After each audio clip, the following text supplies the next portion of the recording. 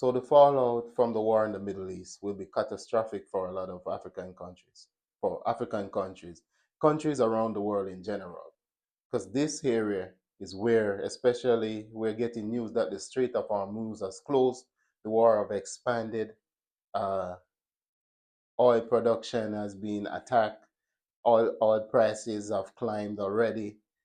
There are many ways that this war will affect a lot of countries in Africa, of course, in the Caribbean, South America, even North America, even Europe itself, that doesn't have a lot of natural resources, that depends on a lot of oil coming from that region, will definitely be severely affected. The global economy will be damaged. And we hope this thing comes to an end very soon. But ladies and gentlemen, this video is a more serious video. All my videos are serious videos, but this is very serious and we need to take keen, especially people from the global south, African countries.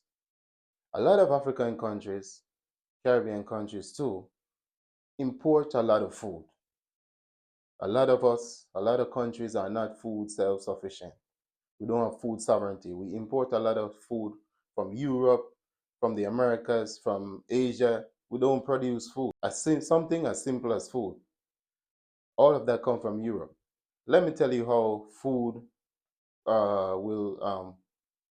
the availability of food will affect Africa, and also the price of food will affect African countries and countries around the world.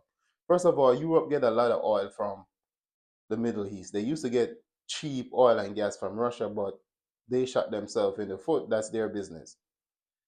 No, oil is not coming from the Middle East, and the price of oil is going up. That oil is going to dry up. Food production, the cost of producing food will rise. Remember, a lot of African countries import their food from Europe. They will take care of their population first, which will have food prices, which mean African countries will not be getting their the amount of food they need, and the food that they get will be extremely expensive, whether it's coming from Europe, China, Brazil, South America. So this should be a wake-up call for a lot of African leaders and leaders around the world. Well, not leaders, these politicians. If they don't wake up, it is going to be it is going to be bad. The African continent, maybe something good will come from this, where revolution will spread, something like uprising of population, maybe. But food production will be affected. Energy supply will be affected. Remember, a lot of African countries has oil. They produce oil. They're oil producing countries. Ghana, Cote d'Ivoire, Senegal, Nigeria, what's the other one? Mozambique, Angola. They all produce oil, but they don't refine their oil. A lot of them, they send their oil to these countries in the Middle East, which are being devastated at the moment as we speak, to refine their oil. Then they buy back their oil at an expensive price. That's why energy production is so expensive, which means no oil, there's no, even if your oil is being produced in Africa, you cannot refine it. You cannot produce your own electricity. You cannot ship it to the Middle East to be refined, and then you're going to ship it to Europe to be refined. They rather take it for themselves. So this should be a wake up call for a lot of African countries to refine their resources, to benefit from their resources. If you produce oil, if you produce gas, you should process that gas, keep a percentage, and export what you can. But your citizens should be able to get electricity from these resources. And another way African countries can be affected, if this conflict spread in Africa, maybe it will spread to the Horn of Africa first, then it just engulf the whole continent. By having foreign military bases in your country. For what? We're in the 21st century. You don't need foreign military base in your countries. This is a neo-colonial thing. This is neo-colonial domination.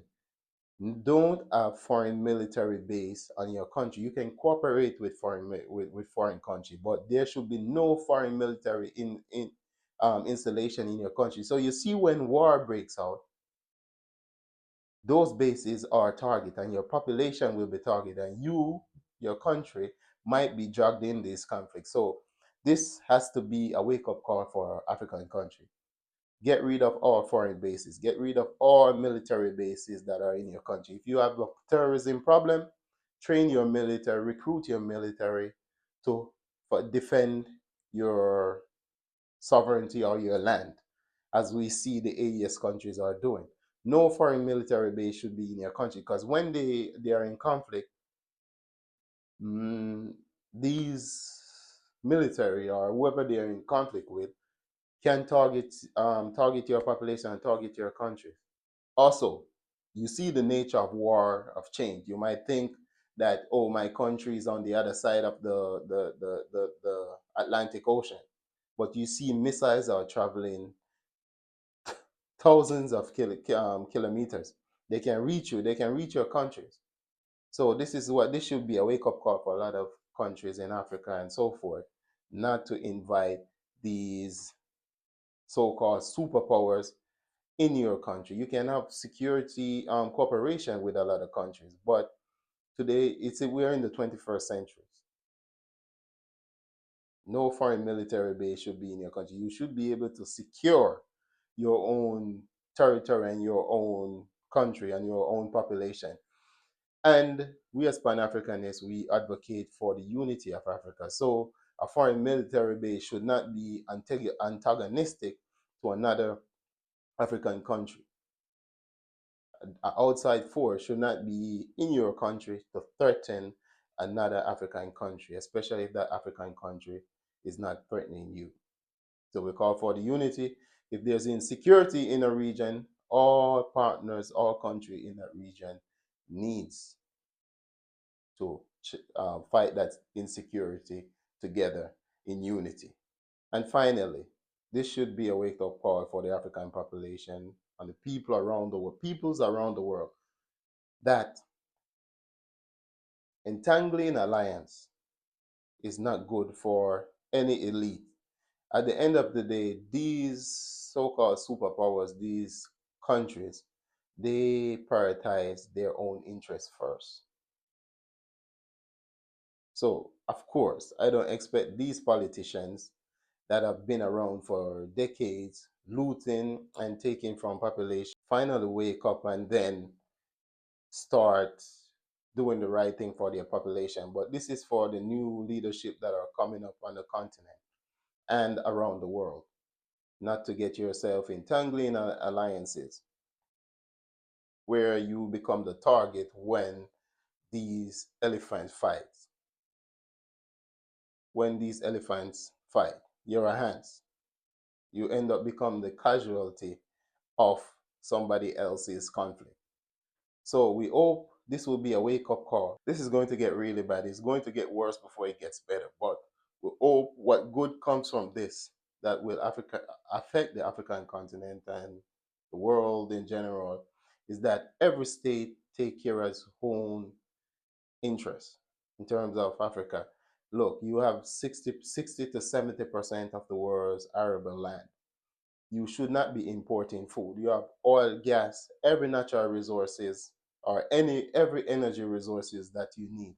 So there should be no importation of fossil fuel or whatever you choose to use from from these countries or from up north from Europe. You have the resources there. Refine your resources. So when things like this happen, you remember when there was the conflict in Ukraine, African countries, global south countries were in, especially African countries. Let's focus on Africa. A lot of African countries were in panic because they weren't able to get wheat and oil, sunflower oil, that's cooking oil that you eat. And you have the arable land. You should be able to feed your population, but still, these politicians and these elites have not learned from that because they don't care. But I am speaking to the population, the young people. It's time for grassroots. I keep saying this. It's time for grassroots movements to revive itself to demand and to act on these things. Provide your own food security, provide your own security, and provide your own, take control of your own destiny. So, ladies and gentlemen, thank you. This situation is getting really out of hand, and we hope it comes to an end very quickly.